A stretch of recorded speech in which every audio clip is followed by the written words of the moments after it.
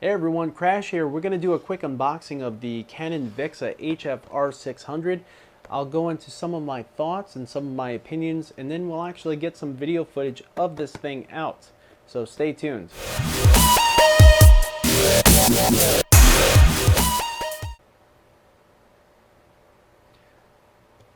Alright everyone, so this is the Canon Vixia R600, as I said.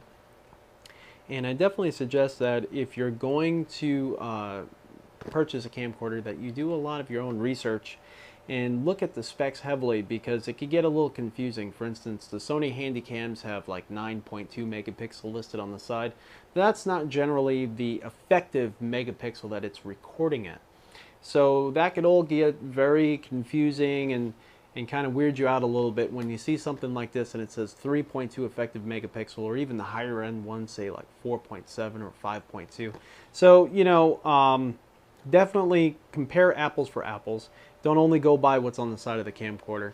I'm not at all pushing this one, saying you must buy this one, but you know, that's why I ended up coming to the decision and buying this one. So we're going to get into the unboxing here and see what's inside. Alright, so it looks like we have a dealer record of purchase, so that way I can, I guess, register the product. We have the, you know, another register your camcorder now, and it looks like the user manual. Off to the side here we have the pretty small battery, kind of smaller than I thought it would be. On display they didn't have any of the batteries hooked up, so there's one battery. This is the, looks like an AC adapter. I'm sure that's also the method of, maybe it might be the charger, not exactly sure, but looks like an AC adapter, and that's definitely useful. That looks like the pack that the battery did come in.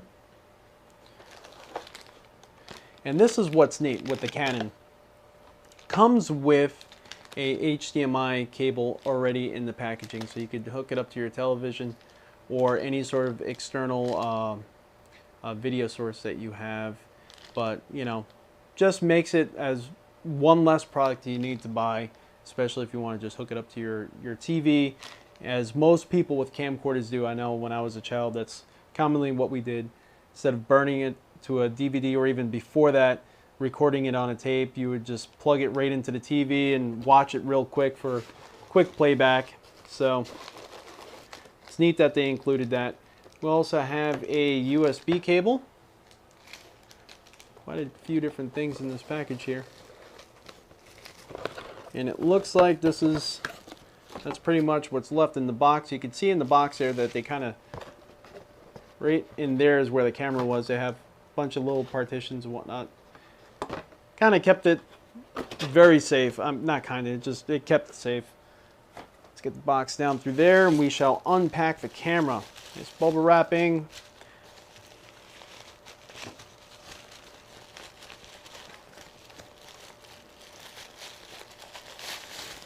All right, we are getting there, and here she is in all of her glory. The Canon Vixia R600. I am 6 feet tall, and you can see it fits in the palm of my hand nice and easily. It's not overpowering as far as the size of it. You got a very, very, wow, very nice and large, I believe that's a 3-inch display, I want to say.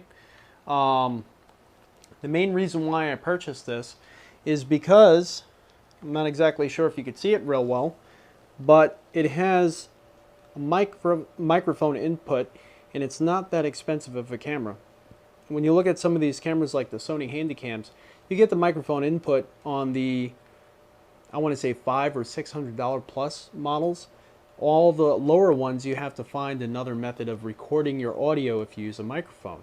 And that's something I wanted to start getting into and start actually supplying with my videos, because I felt like audio quality is very important. And you know, if you're doing anything as far as YouTubing or anything like that, something you need to consider.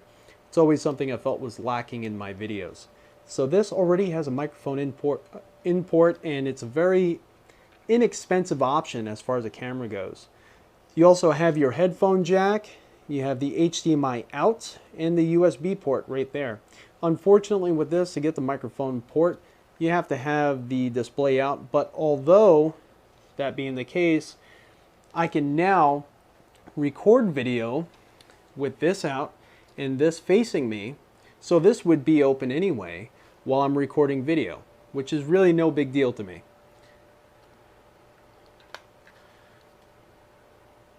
Gotta excuse me, this is the first time I've taken this camera out of the packaging, so I'm also looking it over for the first time myself as well. Kind of oddly enough that the camera shutter was open in the packaging. Of course there was no damage done to it, but you'd think that something like that would have been closed. I'm not exactly sure yet how to close that. Oh, there it is. It's right on the right side. So all in all, very impressed with how small the camera is. It has a 57 times optical zoom, and then from there on forth is all digital, which you never really want to get into because it always looks grainy, always looks horrible no matter what camera you go to. That seems to be something they haven't really mastered yet. But we're going to get this thing charged up and powered up, and then we're going to switch over to it, and I'll give you my first impressions. Hey everyone, and welcome Crash back here again. We have the Canon Vixia HF R600 camcorder going right now, and I hope the video quality is better. I have the same lighting conditions.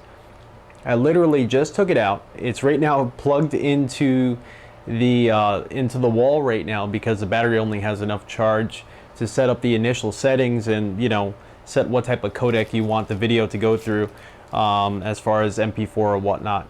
So I plugged it in the wall, got it on the camera stand, and slapped it in front. Right now the camera's actually set a little bit further back than I normally would have, only because of the reach to the wall. But hopefully it's similar in the distance, so that way you can kind of get an idea as to the different video qualities and whatnot. So that all being said, right now the lights haven't moved at all. I'm actually worried about my little LED lamp over here dying on me, so I'm gonna try to make this quick. That lamp hasn't moved at all, and similar lighting conditions. We're only talking maybe about 10 minutes apart. I don't have the windows open, so we don't have outside light coming in. This is the camcorder it's replacing. You can see I had a little extra dongle on here so that way I can plug a mic directly into the GoPro, and I've only been using that over the last, well, I think this is only the second video. And my microphone of choice right now is the Audio-Technica, it's the lavalier mic from them. It's the ATR 3350 IS. Picked it up at Fry's. Actually, it was on sale.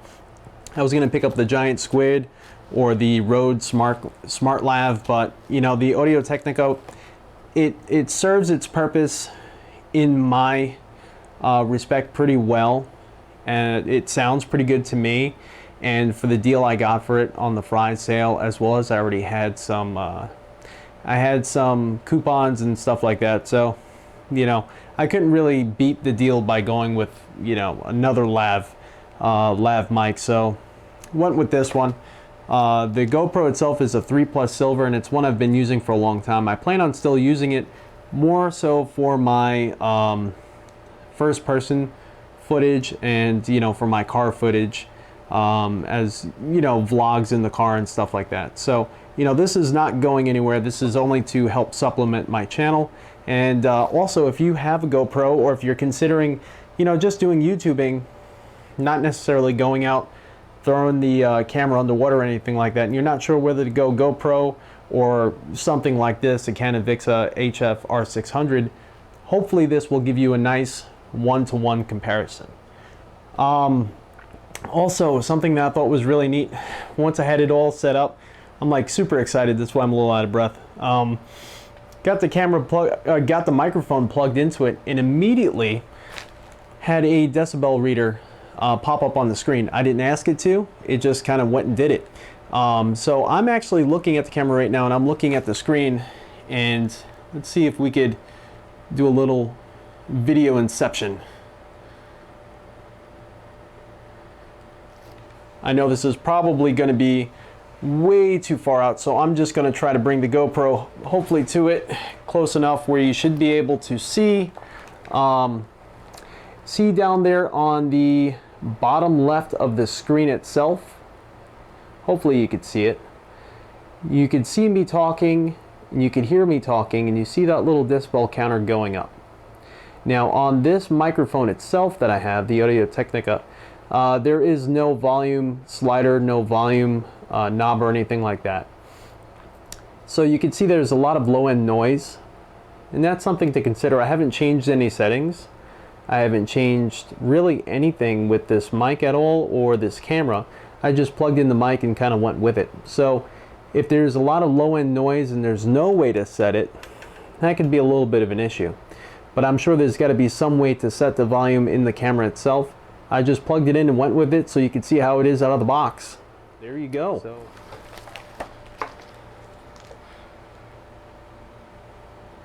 So overall, I did pan the camera around the room when I initially got it up and running, and I did notice that still in the corners, still in the dark areas of the room, there still seems to be a little bit of noise. I haven't uploaded the video yet to actually really take a look at it on a camera, on the computer, but I can imagine it's still going to be there. The GoPro itself had a serious issue with that. Even as you can see in the beginning of the video, I'm over here twisting up my table. In the beginning of the video, hopefully you could even see that there was still even grain, even though I still had these two lamps shooting directly at me, and I have my projection screen behind me that does, you know, reflect some of the light. There's still some grain around the periphery, so hopefully that has been resolved with this camera. And